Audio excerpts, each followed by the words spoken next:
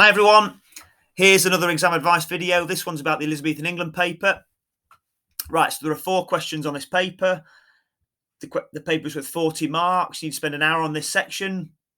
You'll do this paper along with the Britain Health and the People or medicine paper in the second exam. The second exam is called the Britain exam because both of the units deal with British history.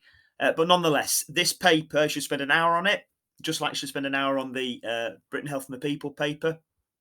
So yeah, 4 questions. Now this video deals with the first 3 questions. There's no advice about the 4th question. The 4th question is the historic environment question. Now every year the historic environment location or place changes. So there'll be another video dealing with that question in due course. Yeah, so the 3 questions that this video deals with are all worth 8 marks. You should all be spending the same amount of time on each question. The matter of the paper dictates that, yeah, you should be spending about 12 minutes on each question, questions 1, 2, and 3, reserving about 24 minutes for the 4th question. My advice would be, though, can you do the first 3 questions, 1, 2, and 3? Can you do them in about 10 and a half, 11 minutes each? Buy yourself a bit of time for that final question because it's worth the most amount of marks, and also you'll know what the question's going to be about in advance, basically, because we are told, we are allowed to tell you, we will teach you about the historic environment in advance. However, the first 3 questions, here we go. Right, so the first question is a convincing question. Now, the other paper where there is a convincing question is the America paper, where you get given 2 interpretations and you have to say, well, which one is the most convincing? Now, in terms of the technique, it's quite similar. Convincing means truthful. See the word convincing? It means truthful. So you could even cross it out, get rid of it, change it. Convincing means truthful. So basically, you need to be saying that there are things in the box in interpretation A, there are things which are truthful, that are true, and you're going to prove they're true using your historical knowledge. All right? So remember, interpretations, they will have or be written in a box. You deal with what's in the box. You ignore what's above the box. You do not talk about the provenance. Interpretations, you only deal with what's in the box. All right? So as that 3rd bullet point says, you use your historical knowledge, you use your contextual knowledge, you use history to prove that what's in the box is truthful. So, for example, that first line says that Mary, Queen of Scots' arrival in England was a problem for Elizabeth. That is true. Can you bring in some history to prove how it's true? It says, for example, let's have a look at this. These priests encouraged the Throckmorton plot and supported the Armada. Right, so these priests doesn't tell you this in the interpretation, but you could refer to Jesuits, you could refer to seminary priests. Again, bring in some history to explain and prove who they were.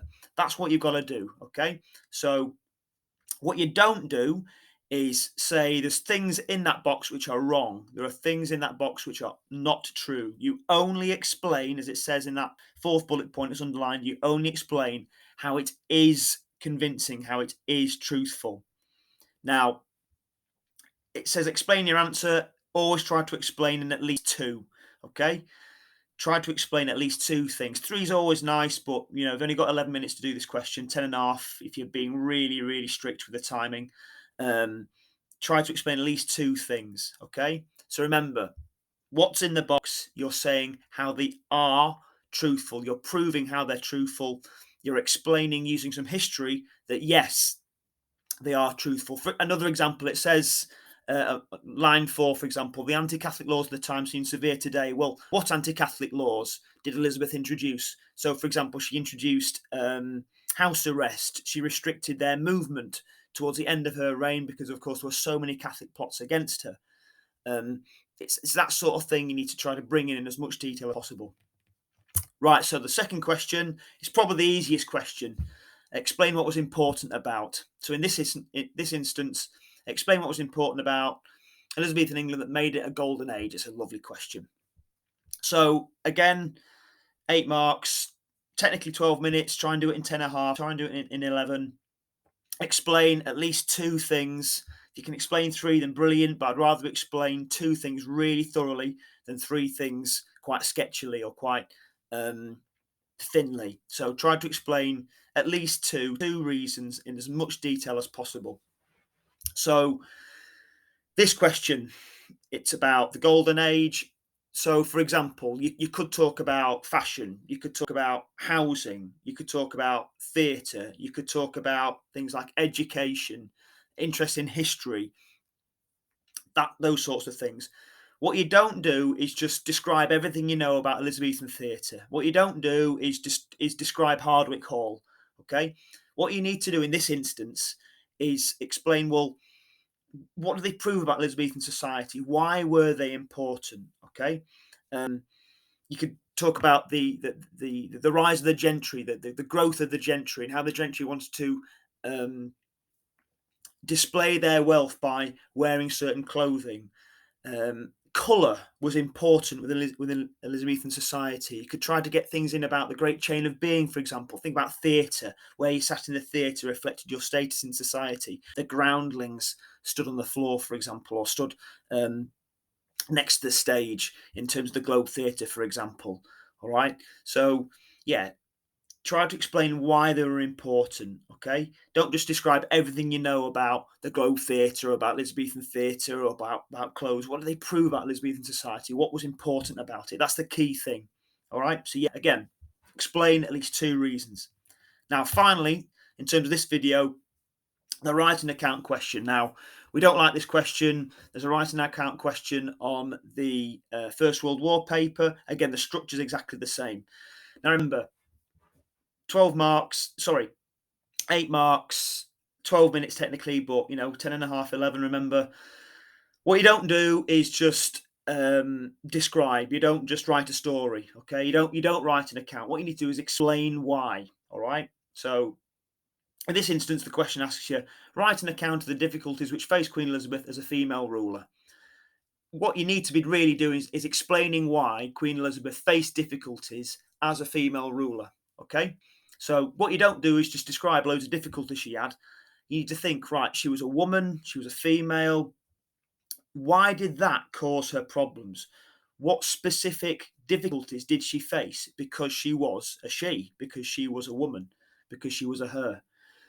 So, yeah, quite a tricky question. Now, what makes it even harder is that you've got to try and do these or do this question or do these types of questions in chronological order, okay, to get to the upper echelons of the mark schemes, 8 marks, you want to be doing these things in chronological order. Now, if that's not possible, just explain 2 things or at least 2 things, and you're going to pick up some marks. But try to think about putting things in the right chronological order. Okay, so in this instance, for example, so when she became queen in 1558, she faced difficulties because she was a woman. For example, there were question marks about her legitimacy, all right, about her mother's execution. The fact is that she had been imprisoned in the Tower of London by her half-sister, Bloody Mary. And of course, she inherits the throne from Bloody Mary. Bloody Mary left her a problem. Bloody Mary was also a woman, Mary the First, so Mary Tudor. So this might have caused her problems upon becoming queen in 1558. So things start. Then you need to think, right, okay, so she also faced difficulties throughout her reign. Like into her reign, she faced difficulties because she was a woman. For example, the marriage question, who was going to succeed her? She faced those questions and those issues because she was a woman.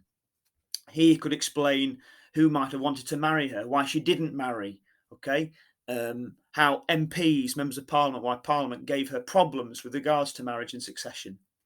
Finally, we want to be thinking about problems she faced as a woman towards the end of her reign. So, for example, the Earl of Essex rebelling against her in 1601. Part of the reason why I rebelled against her in 1601 because she was an older woman, amongst other reasons. So, again, chronological order, all right?